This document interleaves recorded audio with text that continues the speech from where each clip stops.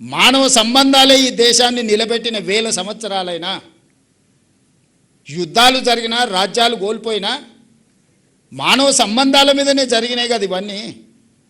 అభివృద్ధి చెందిన దేశాలు ఏవైనా ఉన్నాయంటే మానవ సంబంధాలు లేని దేశాలు ఏవైనా అభివృద్ధి చెందినా అవి నిలబడ్డాయా?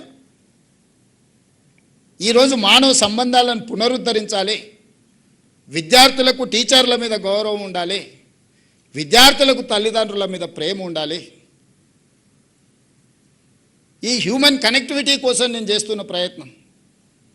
ఒకప్పుడు మేము 7 మంది అన్నదమ్ములో ఒక సిస్టర్, 2-3 రాత్రికి ఇంటికి వచ్చిన రాకపోయినా మా అమ్మకి ఏదో పిల్లగాడు రేపు వస్తాడులే అనుకునేది. ఇప్పుడు మీకు ఉన్నది ఒకటే పిల్లగాడు, వాడు 5 నిమిషాలు రాకపోతే మీరు ఎంత హైరాణ పడుతారో మీరు చూస్తలేరా? 2 పిల్లలు రేర్, 90% మేమిద్దరం మాకొక్కరు అనే స్లోగన్ వచ్చింది. మరి ఆ పిల్లల మీద మనం ఇంత ఫోకస్ పెడుతున్నప్పుడు వాడిని తీసుకొని పోయి హాస్టల్లో వేసినాం అనుకో, హాస్టల్లో పిల్లల్ని జమ చేసిన తర్వాత ఇంట్లో చిన్న చిన్న సమస్యలు కూడా భార్యాభర్తల మధ్యలో మనస్పర్ధలు తీసుకొస్తాయి. పిల్లలు ఉంటే kids and pets are stress busters. పిల్లలు మానసికంగా మనల్ని ఉత్తేజపరుస్తారు. పిల్లలు ఉండడం వల్ల భార్యాభర్తల మధ్యలో కీచులాటలు తక్కువ ఉంటాయి. ఇంటి ఆయన కూడా సాయంత్రం తొందరగా ఇంటికి వస్తాడు.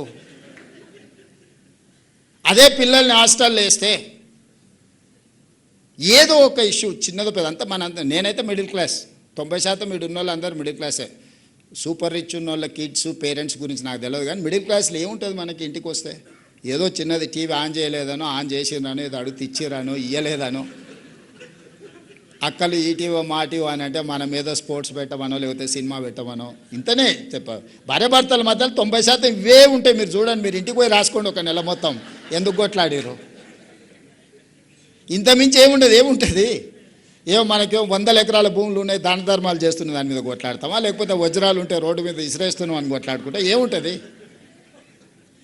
ఇవాళ మనం ఏదో చికెన్ వండమంటే లేదు వంకాయ వండుతా సర్దుకో అంటుంది.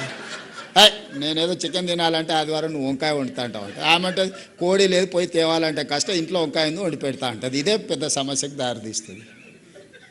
ఇవన్నీ కూడా మధ్యతరగతిలో ఉండే చిన్న ఈ సమయంలో పిల్లలు మనతో ఉంటే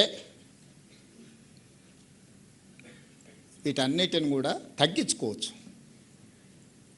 అందుకే నేను ఉదయం బ్రేక్ఫాస్ట్, మధ్యాహ్నం లంచ్ పెట్టి పిల్లల్ని సాయంత్రం ఇంటికి పోతే పేరెంట్స్తో ఉంటే ఒక హ్యూమన్ టచ్ ఉంటుంది, మానవ సంబంధాలు ఉంటాయి, తల్లిదండ్రుల పట్ల పిల్లలకు ప్రేమ ఉంటుంది. మా అమ్మ నా కోసం కష్టపడుతుంది, నేను సాయంత్రం ఇంటికి వచ్చే లోపల రొట్టె చేసి పెట్టిందో లేకపోతే మిరపకాయ బజ్జీ చేసి పెట్టిందో అని వాడికి ఒక అటాచ్మెంట్ ఉంటుంది.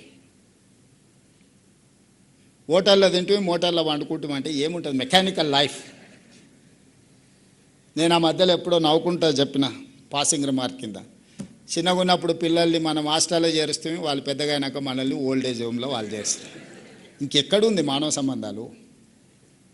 చదువు పేరు మీదనో లేకపోతే ఆర్థిక పరిస్థితుల్లో పిల్లల్ని తీసుకొని పోయి మనం హాస్టల్లో పెడుతున్నాం. వాడు ఒంటరిగా బతికేది అలవాటై దోస్తులతో తిరిగేది అలవాటు అయినాక ఇంట్లో తల్లిదండ్రులు ఉంటే వానికి విసుగు వస్తుంది. ఏంది పొద్దుపోంది వీళ్ళని తీసుకొని పోయి ఓల్డ్ ఏజ్ హోమ్ లేపో అంటున్నాం.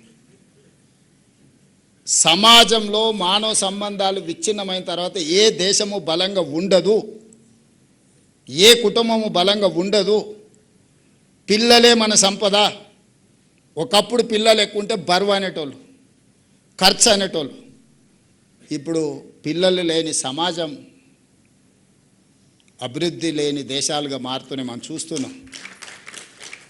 ఆ పిల్లల బాధ్యతనే తల్లిదండ్రులు ఎంత తీసుకుంటుర్రో. నేను ఎందుకు ఇవి చెప్తున్నా అంటే తల్లిదండ్రుల దగ్గర కూడా ఉండట్లేదు. 90% ఆ పిల్లలు మీతో ఉంటున్నారు. ఇక మీరే పేరెంట్స్గా బిహేవ్ చేయాలి, మీరే ఎల్డర్లీ పర్సన్స్గా వాళ్ళని బిహేవ్ చేయాలి, వాళ్ళకి నేర్పాలి.